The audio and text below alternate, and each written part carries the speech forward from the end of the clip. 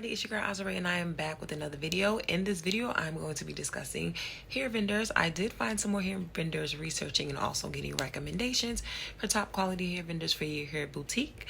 Now we're going to get right into this video. If you're new here, welcome. Also, make sure to also like my other vendor videos. I have clothing vendor videos and also hair vendor and all other types of vendors that you're looking for. Definitely leave the comments below. I'm going to leave the links of the other videos below as well.